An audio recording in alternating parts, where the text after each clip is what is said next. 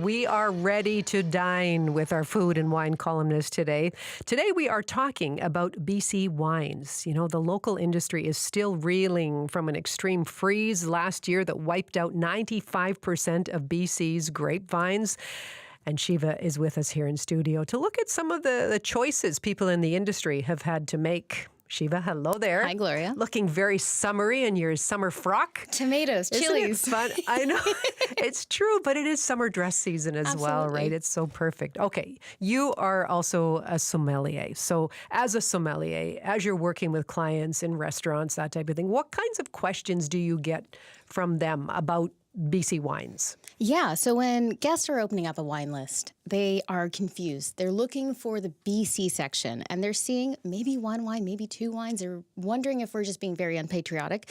And then we have a conversation around why they might not be seeing the typical BC wines. And that is, we've had such extreme weather events since 2018. So you're seeing essentially deep freezes where you're losing all of your grapes. You're seeing harvests where smoke is blanketing the vineyards.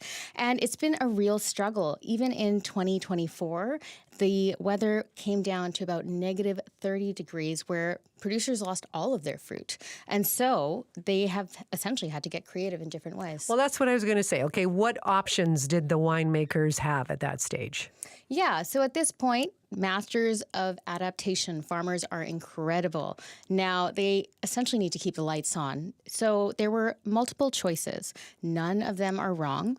You had the Bottleneck Drive Winery Association for Summerland.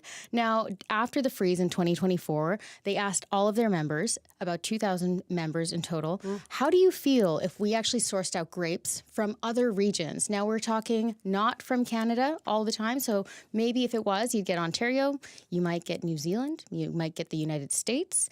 And the members actually all responded very positively to this. Other producers did not want to go out of the jurisdiction, and so they got creative also. They started looking at different options like making cider, using different fruit to combine with grape juice, or just make a cider completely as well. Okay, that's adaptable. You're right. But I mean, their reputation is on the line here. So if you're still going to be bottling wine under your label, how do they even decide where to source the grapes or the grape juice from? Absolutely. So farmers have an incredible community, no matter what the borders are. And so looking at different producers like Tantalus, for example, David Pedersen is the winemaker, but also the GM. And he was talking to me about how he was focusing in on terroir-driven areas, looking at places that he actually worked previously. So he actually went in 2007 to Oregon to learn how to make wine with producers down there. He was able to source these producers' grapes also. Have a listen to this clip. So we tried to keep at least the integrity of what we do by choosing really good partners to work with in these other areas that follow similar principles to ourselves. I mean, it was really the reason to do it was to make sure that I keep all my employees employed and all my tractors going, etc. We still had to farm our vineyard, even though we weren't farming any grapes. It still takes a lot of work and therefore money. So we made those decisions to make sure that we're still here 20 years from now.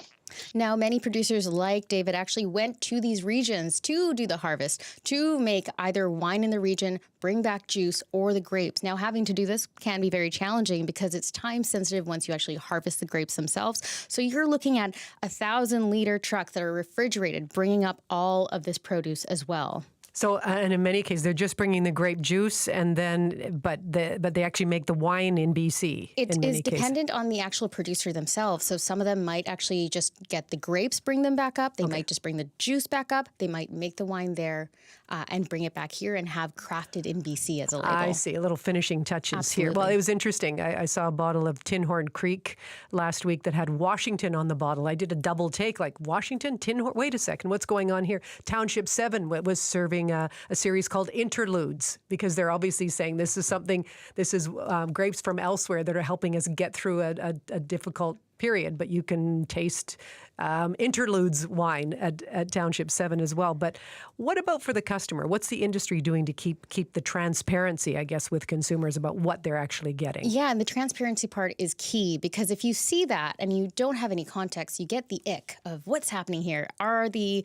Is a blanket being pulled over my eyes? But that's really not the case. I spoke with Leanne Froese. She is the owner of Town Hall Brands and is an incredible BC wine ambassador as well. She essentially works as a marketing agency with different beverage alcohol brands and tourism in British Columbia. Have a listen to what she had to say. This was decided last year before the current American government was put in place. And then when the current American government went into place, and the tariffs and, and then the counter activities in Canada of taking American alcohol off of Canadian shelves, there's been a lot of tension that didn't exist before between these two countries. But I can tell you that between the British Columbia industry and the Washington industry, the friendships are super strong. And we were supporting Washington at a time when they had a lot of grapes to sell, and they solved a problem for us, and we were solving a problem for them at the same time. And it was so friendly. Right? And That's interesting. Yeah, and she's giving such a great snapshot here. Have a listen to her talking about that mutual beneficial friendship. This is different from the cellared in Canada, bottled in Canada wines that are made where you're purchasing some bulk fruit from another country and then bottling it in Canada and selling it under a Canadian label without disclosure. Like, this is fully disclosed where the fruit comes from, what it's all about, crafted in British Columbia, as not a replacement for, but as kind of like a side quest, as the kids say, to VQA. Right? And so with that, you're getting a real snapshot of time and the reality of what Okanagan producers are facing. Well, it's true. And I can't help but think about the irony. This is all happening amidst the trade war with the United States. And here we had the BC government pulling American wine and alcohol from the shelves in the government liquor stores. It's kind of ironic. I think that BC wine is being made with U.S. grapes and grape juice. So in some ways, it's still getting into our bottles. But what do you think? How long before BC wineries can be self-sufficient again? Yeah, having that conversation with David Pedersen was really enlightening. He was telling me that his vineyards in East Kelowna are actually doing incredibly well. His fingers are crossed because everything has been going so smoothly with incredible weather.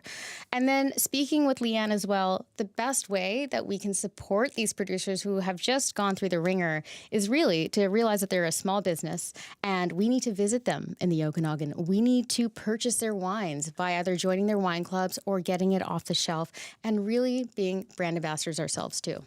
Shiva, thank you so much. Thank you. That is Shiva Reddy. She is our guide to the world of food and wine. Shiva is a sommelier. She's host of Not Your Butter Chicken.